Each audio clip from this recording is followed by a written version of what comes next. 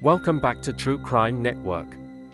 I'm your host, Samuel, a private investigator, dedicated to digging out the truth behind the headlines. Today, we begin a 10-part deep investigation into the shocking and mysterious death of Nigerian artist Mohbad, a young man whose life and career were tragically cut short under very suspicious circumstances. This isn't just about a celebrity's death. It's a case tied to fear, betrayal, industry politics, and recently, a dark digital discovery exposed by online activist and whistleblower Very Dark Man, known widely as VDM. Before we dive in, make sure to subscribe to the channel, hit that notification bell, and drop a comment with your thoughts. Now, let's take it from the beginning. Who was Mohbad? Ilerioluwa Oladimeji Aloba, known professionally as Mohbad, was more than just a rising star. He was a voice for the youth, a symbol of resilience, and one of Nigeria's most promising new wave Afrobeats artists. Born in Lagos on June 8, 1996, Mohbad grew up in the heart of the streets, experiencing hardship and hustle firsthand. He was signed to Malian Music, a label owned by controversial rapper and public figure Naira Marley, and quickly rose to fame with hits like KPK, KO Porku, Feel Good, and Peace. But fame came with a dark side. Behind the catchy lyrics and youthful energy was a young man suffering, afraid, and trapped in a system he could no longer trust. Mohbad made repeated efforts to cry for help, in interviews, on Instagram Live, and even through the emotional tone of his songs. He often hinted that he was being harassed, controlled, and silenced. A history of fear and harassment. In 2022, Mohbad publicly accused members of Malian Music, particularly those close to Naira Marley, of physical assault and mental intimidation. A viral video from late 2022 showed Mohbad bruised and crying, claiming he was beaten for attempting to change his manager. His voice shook as he said, "They are after my life. If anything happens to me, the world should know who to blame." He had also filed a petition with the police, but no real investigation or protective action seemed to follow. Instead, the industry turned silent, some even mocking or ignoring his outcries. These weren't just empty words. Mohbad seemed genuinely scared for his life. He said on multiple occasions that he had been threatened with death, spiritually attacked, and pressured into silence. Then on September 12, 2023, the fear became reality. The death of Mohbad, a nation mourns. The official story went like this: Mohbad had a mild ear infection, was injected by a nurse, and died shortly after. But the public didn't buy it. How does a healthy 27-year-old die from an ear infection? Why were there conflicting reports on how and where he died? Why was he buried so quickly, within 24 hours, without a proper autopsy? Thousands took to the streets in Lagos, Abuja, Ibadan, and Benin, demanding answer. Justice for Mohbad trended worldwide as fans, activists, and fellow artists called for a thorough investigation. Even though the Nigerian police eventually exhumed his body weeks later for autopsy, the results have been delayed indefinitely, adding even more frustration to an already suspicious case. Enter Very Dark Man, a new lead. That's where Very Dark Man, popularly known as VDM, enters the picture. A fearless social commentator, with a reputation for calling out corruption and injustice, VDM began digging into Mohbad's case months after the mainstream attention began to fade. But what he found, or more accurately, what was leaked to him, shocked even him. In June 2025, VDM posted a cryptic message. "Everything they tried to hide is in this WhatsApp group. Watch what I reveal next." And with that, the narrative shifted dramatically. The WhatsApp group that changes everything. VDM claims to have obtained access to a private WhatsApp group, reportedly used by certain individuals tied to Mohbad's former inner circle. While he has not disclosed how he got access, Screenshots and voice notes leaked from the group suggest something far darker was happening behind the scenes. The group was not a fan page, nor a management coordination channel. It appeared to be a digital war room, a space where mohbad's every move was tracked. His complaints were discussed, and chillingly, where discussions about how to handle him took place. He talked too much. One more video and he's done. He day bite the hand we feed him. Make him no say na we make him. Tell them say e don collect already. If he no shut up, na im sabai. These messages, according to VDM, were sent just days before mohbad's death. The circumstances of his sudden death, and the bombshell dropped by online activist Verydarkman, popularly known as VDM. Today, we enter a digital dungeon, a place where threats were made, plans whispered, and silence enforced. A secret WhatsApp group that, according to VDM, may hold the keys to understanding how mohbad was targeted, and possibly, how his death was orchestrated. Make sure you're subscribed. Let's get into it. What was this WhatsApp group? In June 2025, VDM announced that he had received access to a private WhatsApp group. While he refused to name the exact source of the leak, for security reasons, he confirmed that the chat had existed long before mohbad's death and continued for weeks afterward. From what has been revealed so far, the group appears to include 5 to 7 individuals, mostly men. While VDM has not released the full member list, he claims several of them were industry insiders, close associates of mohbad's former label, individuals linked to past incidents of harassment. VDM has blurred names in screenshots to protect the integrity of the investigation, but his fans and other online detectives are piecing together clues. Some usernames include Sniper, Lamborghini, LM, Ghost Rider, Manager Jen, Problem Solver. Though these names may sound like pseudonyms, their tone and timing have drawn public suspicion. The messages, dark, cold, and calculated. Let's examine some of the disturbing messages that VDM posted to his Instagram and Twitter accounts. Sniper, 3 days before death.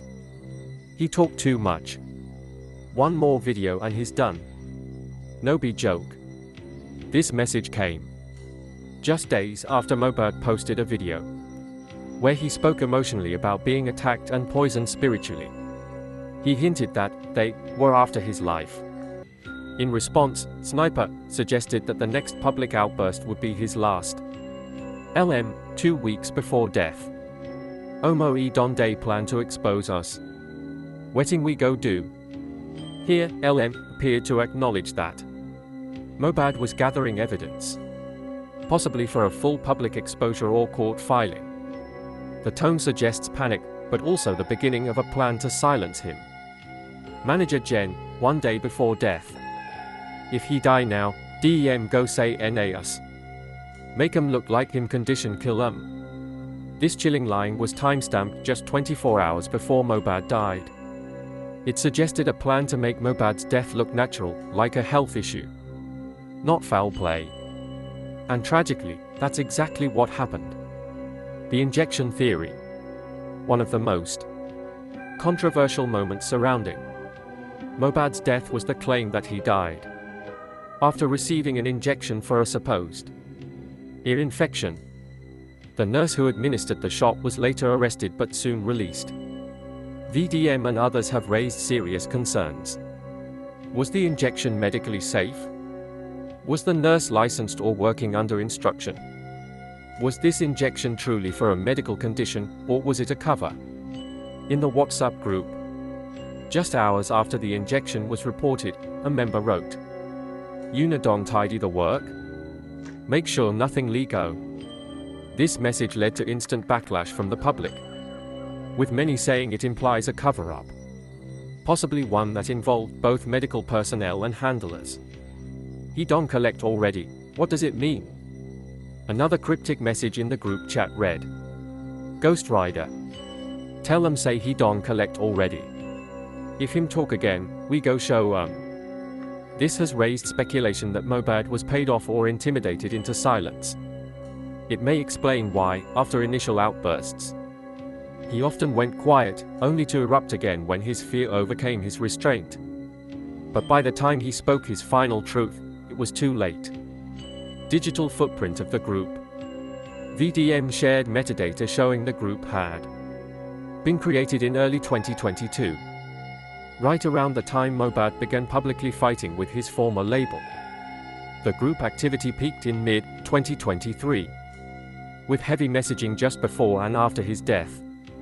Interestingly, the group suddenly went silent 2 days after VDM's first expose, which many believe is evidence that members knew they had been compromised. We now move into the final weeks and days of mohbad's life, a period marked by fear, confusion, and emotional breakdowns. But were these breakdowns a result of internal struggles? Or were they triggered by relentless psychological pressure and threats from those around him? To the outside world, mohbad was glowing. His career was soaring, he had massive fan love, and his music was charting. But beneath the surface, something was clearly wrong. He was battling depression, paranoia, and what some now believe was a carefully constructed setup to destroy his mental state and make any future allegations from him seem unstable or delusional. Several videos of mohbad surfaced in the last weeks before his death. In one of them, he appeared shirtless, panicking and screaming at his team. His skin was marked with what looked like bruises. He claimed that he had been attacked again, and that his life was in danger.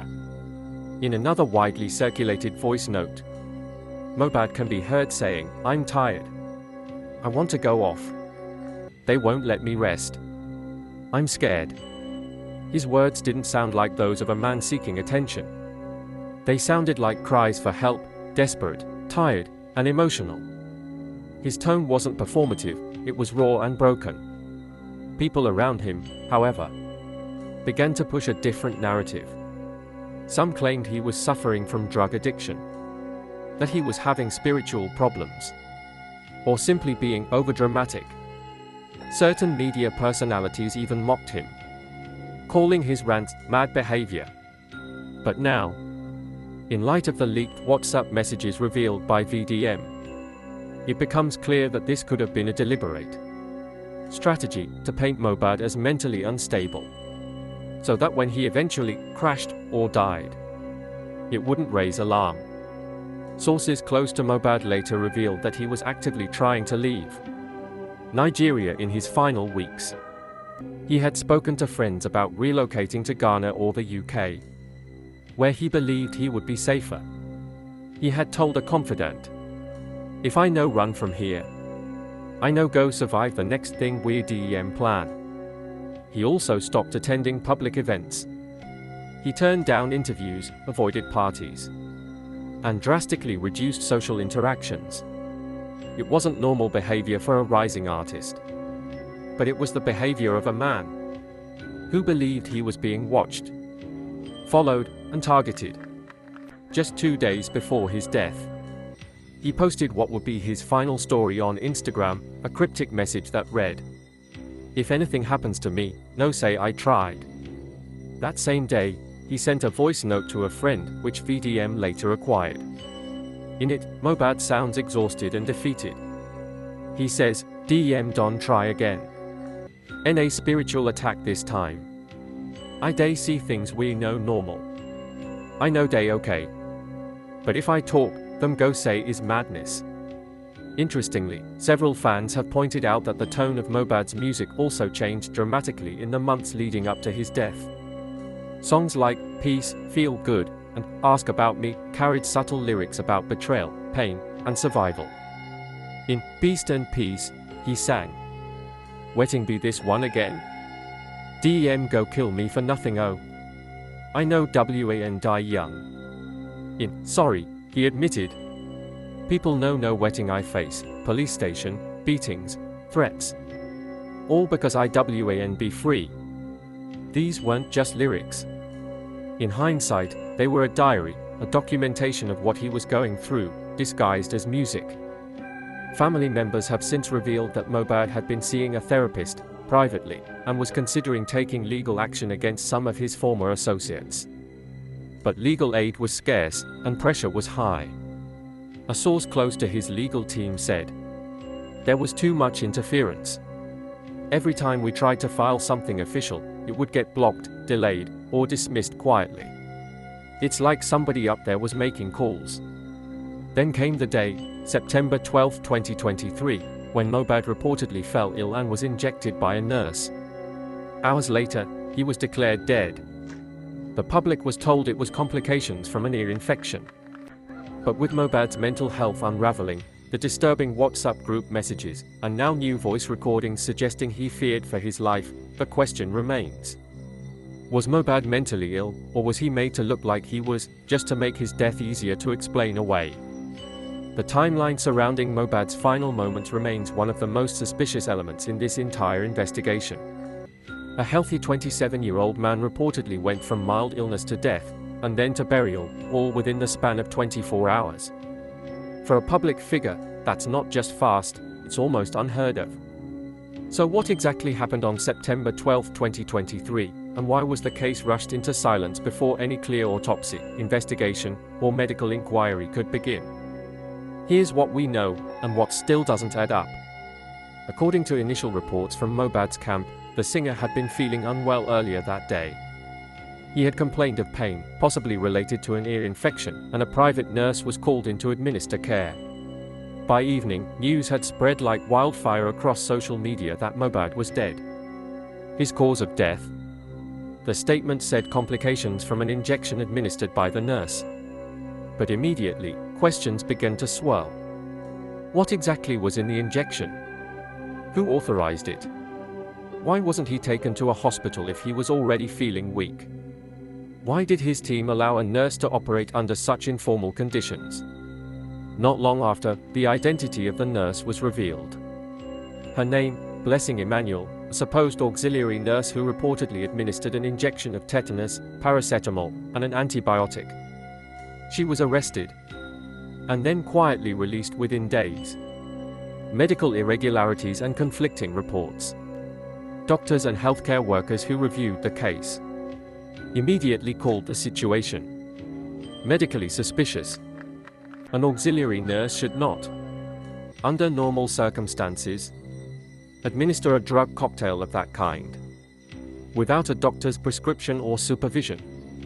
Worse still, one of the drugs she was said to have used, ceftriaxone, a powerful antibiotic, is known to cause severe allergic reactions in some individuals. In a statement from a Lagos-based pharmacist, he explained, "You don't inject someone with that combination unless you know their full medical history. Even then, it's risky. You only do that in a controlled environment, not in someone's home." So was this just negligence? Or intentional? The burial, fast, quiet, and questionable. Just as the shock of Mohbad's death was still spreading, another bombshell hit. He had been buried less than 24 hours after he died. In Yoruba custom, it's common to bury the dead quickly. But Mohbad was a Christian and a celebrity. This alone should have made his family pause. Yet, his body was lowered into the ground within the compound of his father's house in Ikorodu, in a manner many described as rushed and secretive. No autopsy was done. No coroner was involved. No medical examiner reviewed the body. Even his death certificate was riddled with errors. The document listed traumatic injury as the cause of death, which completely contradicted the injection narrative. The public demanded clarity, but none was given. This is where VDM, who had been silent at the time, first raised suspicion. How does a man die and get buried in less than 24 hours? With no proper check, no coroner, and no cause of death declared? Something is off. The nurse disappears. After being briefly detained, Nurse Blessing disappeared from the public eye. According to sources, she refused to grant interviews, avoided media. and stopped communicating with investigators. Her license status remained unclear. No further charges were brought against her. No hospital affiliation was listed. Even her online footprint, which previously included photos and posts as a caregiver, was wiped clean. Some now believe she was a scapegoat, used to provide a medical explanation for a death that was already planned. Others believe she may have been under serious pressure, possibly from people more powerful than her, and had no choice but to go silent. Public outrage builds. As the news spread, Nigerians across the country erupted in frustration. Why was there no toxicology report? Why was the body not preserved for investigation? Why was the father so quick to allow burial when his son had publicly complained of harassment? Fans began to suspect that Mohbad was silenced, and that the injection was either a deliberate act or a convenient way to make him go away quietly. To be continued. Like, share, comments and subscribe for part 2.